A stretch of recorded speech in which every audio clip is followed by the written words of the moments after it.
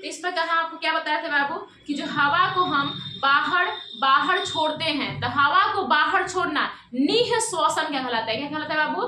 हवा को बाहर छोड़ना निःश्वासन कहलाता है और हवा को अंदर लेना निःश्वासन कहलाता है। ये बात समझ में आ गया आपको कि हवा को अंदर लेना निःश्वासन, हवा को बाहर छोड़ना निःश्वासन। अब देखिए बाबू, आप जब भी हवा को लीजिएगा, आपके वायुमंडल में सही प्रकार की हवा है, लेकिन जरूरत किस चीज का है आपको जरूरत है सिर्फ और सिर्फ ऑक्सीजन की। किसकी जरूरत है बाबू? ऑक्सीजन की। लेकिन आपके वायुमंडल में क्या है? सारे प्रकार की हवा है, जिसमें आपका निःश्वासन, देखिए हमने जो बात आपको बताई थी वही सारी बातें हमने बोर्ड पे लिखा हुआ है। देखिए जो निःश्वासन जो होता है ना, इनहेलेशन जो होता है, वो क्या होता है? सांस अंदर लेने की क्रिया होती है। अब आपके वायुमंडल में हवा तो सिर्फ ऑक्सीजन तो नहीं है बाबू, आपको जरूरत है सिर्फ ऑक्सीजन का।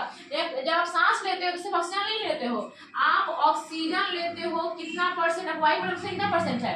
आपके वायुमंडल में ऑक्सीजन है 21%, ठीक है। वहीं पे अगर CO2 की बात करें यानी कार्बन डाइऑक्साइड की बात करें तो वो है 0.03% है। और वहीं पे अगर नाइट्रोजन की बात करें हम तो वो कितना है बाबू? आपका 78% है। यानी कि आप इतना हवा, यानी कि आपके वायुमंडल में जो भी मिलावट हवा थी, जो मिक्स हवा थी, उस सारे को आपने क्या किया? अपने अंदर इनहेल किया, यानी कि इनहेलेशन किया, यानी कि निःश्वासन किया। उसमें क्या क्या लिया आपने? नाइट्रोजन 78% लिया, कार्बन डाइऑक्साइड 0.03% लिया और ऑक्सीजन कितना लिया बाबू? आपने 21% लिया। कहाँ से लिया? बाहरी वातावरण से। उस दौरान बाबू आपका उसमें आप जब हवा को अंदर लिए तो फेफड़ा ने क्या किया? फेफड़ा को जरूरत किस चीज का है? फेफड़ा को आपको कार्बन की जरूरत नहीं है, ना ही आपको नाइट्रोजन की जरूरत है, तो नाइट्रोजन वही की अवस्था है, उतना का है उतना ही बाहर आएगा। जब नाइट्रोजन है ना बाबू, आपका उतना का उतना ही बाहर आएगा। लेकिन जब ऑक्सीजन है ना, आपका फेफड़ा को किसकी जरूरत है? आपके फेफड़ा को जरूरत है सिर्फ और सिर्फ ऑक्सीजन की, ठीक है। तो आपके जो फेफड़े होते हैं वो आपका ऑक्सीजन कितना जाता है बॉडी के अंदर? आपके बॉडी के अंदर जो होती है ऑक्सीजन जाती है 21%, ठीक है। तो फेफड़ा क्या करता है? उसमें से 4% ऑक्सीजन को अपने अंदर रख लेता है और बाकी ऑक्सीजन क्या करता है? बाहर भेज देता है। यानी कि निःश्वासन के दौरान फेफड़ा 4% ऑक्सीजन को अपने अंदर रख लेता है और क्या करता है? बाकी 17% जो ऑक्सीजन होता है उसे बाहर भेज देता है, ठीक है। तो निःश्वासन में हमने हवा के दौरान कार्बन डाइऑक्साइड 0.03% लिया, ऑक्सीजन लिया 21% और नाइट्रोजन लिया कितना परसेंट? आपका 78%। लेकिन निःश्वासन के दौरान हमारा ऑक्सीजन जो था 4% आपकी बॉडी में खपत हुआ, ऑक्सीजन कितना परसेंट खपत हुआ? 4%। बचा कितना परसेंट? 17%, जो आपका निःश्वासन के दौरान बाहर निकल जाएगा। बाकी ऑक्सीजन भी कितना? 4% ऑक्सीजन का बाहर निकलेगा। गया था कितना? आपका 0.03%। आपके बॉडी के फुल पार्ट्स ऑफ बॉडी से क्या होगा? आपका बॉडी में 4% ऑक्सीजन बाहर निकलेगा और नाइट्रोजन जितना गया था आपके बॉडी के अंदर उतना पूरा का पूरा 78% नाइट्रोजन क्या होगा? आपकी बॉडी से बाहर निकल जाएगा। किस क्रिया में? आपका निःश्वासन में। तो इसमें आपका जो नाइट्रोजन था, आपका जो ऑक्सीजन था वो 4% आपके बॉडी के अंदर रह जाएगा। जो ऑक्सीजन था 4% के बॉडी के अंदर रह जाएगा, तो बचा कितना आपका? 17% जो ऑक्सीजन वो आपके बॉडी से बाहर निकल जाएगा। 17% से आपके बॉडी से बाहर निकल जाएगा।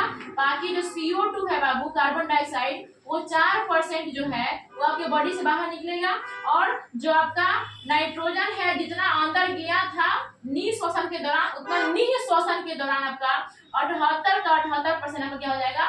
बाहर निकल जाएगा। तो ये पूरी प्रक्रिया आपने जो देखा बाबू, श्वासोच्छ्वास यानी कि ब्रीदिंग, सांस अंदर लेना था बाहर छोड़ने की क्रिया कहलाती है उसका श्वासोच्छ्वास ब्रीदिंग कहलाती है।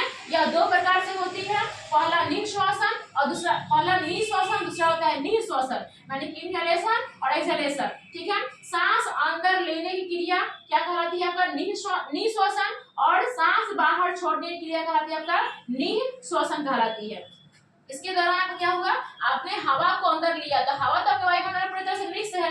आपका ऐसे तो नहीं कि वायुमंडल में ऑक्सीजन सिर्फ रहता है, नहीं, आपके वायुमंडल में हवा चारों बगल क्या है? पूरी तरह से मिक्स है। तो आपने मिक्स हवा को अंदर लिया, लेकिन आपके फेफड़ा जरूरत किस हवा की थी? सिर्फ ऑक्सीजन की थी।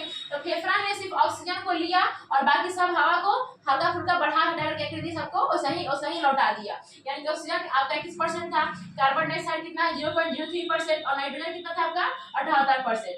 नाइट्रोजन सेम उतना का उतना बाहर निकल गया, लेकिन ऑक्सीजन क्या किया? बॉडी ऑक्सीजन की जरूरत है, तो फेफड़े ने क्या किया? आपको ऑक्सीजन को ले लिया, कितना परसेंट, 4% लिया, और बाकी क्या ऑक्सीजन को बाहर निकाल दिया, और CO2 क्या किया बाबू, आपका पहले गया था 0.03%, कितना आया आपका 4%। तो ये पूरी प्रक्रिया क्या कहलाती है आपका ब्रीदिंग यानी कि श्वासोच्छ्वास। आई होप बाबू आपको श्वासोच्छ्वास यानी ब्रीदिंग के बारे में काफी अच्छे से आपको समझ में आई होगी। अब हम पढ़ेंगे बाबू कि वायवीय श्वसन क्या होता है और अवायवीय श्वसन क्या होता है।